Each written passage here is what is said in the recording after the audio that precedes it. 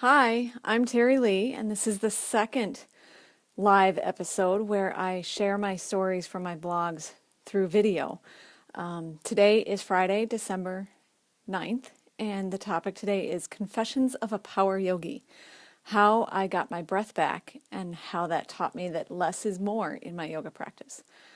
I confess, I was a complete yoga junkie, power yoga junkie. Emphasis there is on the past tense. I was an addict. I went to my mat every single day, almost like a heroin addict. My tolerance level kept rising, and I kept feeding this monster with more heat, faster vinyasa, harder arm balances, tighter binds, longer holds, deeper stretches, and I paid for it.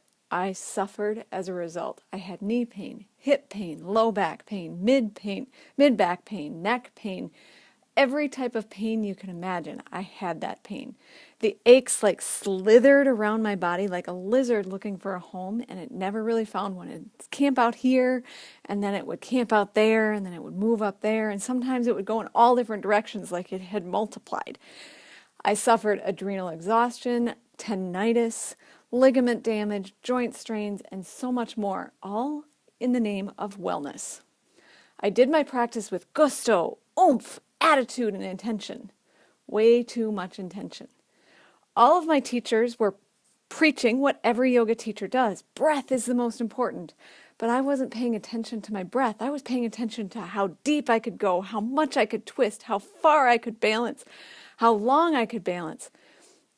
And yes, ujjayi breath is the most important.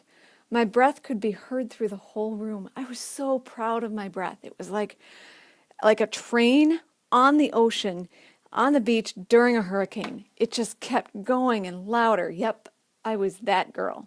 I was the one breathing so loud through Shavasana that no one could completely relax. You know who was the least relaxed? Me.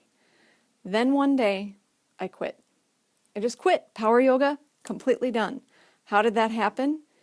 Well, the body always seeks balance, and I had gone way too far out of balance. It was 5:30 a.m., and somehow the heater in my yoga room hadn't triggered that day. I had it on a timer, and it hadn't turned on. So my yoga room was a frigid 75 degrees. I collapsed in child's pose, and I tucked my arms underneath me, and I stayed there to stay warm. Yeah, 75 degrees was not warm enough for my tiny little heat addict body.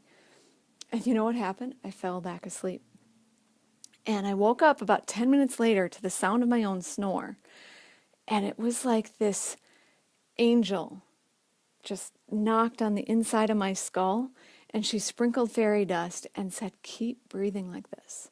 But instead of snoring, it was ujjayi breath, but it was softer, it was smoother, it was quiet. And I was given permission by this little angel in my brain to go half-ass. And so I did. I half-assed that whole practice. And all I did was, breathe. And what was so cool is as she gave me permission to go half-ass, it was like she sprinkled that fairy dust on every ache and pain I had ever had throughout my whole yoga practice. Years and years of injuries and owies and boo-boos. And I felt them all just stitch themselves up. I felt them all melt. I felt this beauty within every part of my body and every single pose because I was breathing, and it felt so good. I realized I hadn't been doing ujjayi breath the way it was really designed and meant to be doing, to be breathing. I was going way too far. I was putting too much sthira, too much effort into my ujjayi breathing. And in backing off and finding it inside my own skull, where the only sound was this sigh inside my own head, then everything softened, and wow, it was so cool. Power yoga, done. Over the course of the next several months, I continued to do this breathing, and it made my body soften, and it made my practice deepen in a whole different way. And my body started to find real alignment, and I focused on alignment, and I focused on my breath, and I focused on just what every single pose was feeling, and it was awesome. And I realized pranayama ujjayi means prana, life force, yama, control, ujjayi, victorious. And wow, that was it. Instead of 90 minutes of power vinyasa flow in 100 degrees heat, now I do about 45 minutes in 72 degrees heat. And it's slow and it's gentle and it's peaceful and it's deep and it's so spiritually and powerfully enlightening. About a year after I met that fairy dust angel, I was invited to go practice at one of the hottest and most intense studios in the country. I loved this studio before. And not that I didn't love it anymore. I just had to see what had happened in my practice. And what had happened, I went into that class and I put myself in the back of the room, warning the teacher that I would probably go slower. And wow, did I go slower. To the class's 2.5 or 3 sun salutations, I did 1. But I was able to keep up with each pose. Although they'd do like 5 or 6 breaths, I'd maybe do 2. But what was magical is they were easy. I'm telling you that binds and arm balances and even handstands that I hadn't been able to do before were light, were free, and I could still feel that fairy dust, that tingle in every pose inside me.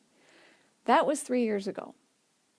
I have never, ever felt a single yoga ache, pain, owie, or boo-boo since then. My whole body feels awesome, and every day I get on the mat, I feel grateful and I feel excited for what little tingles and fairy dust I'm going to feel that day. And it's all because I learned how to do ujjayi breathing the way it was meant to be in my body.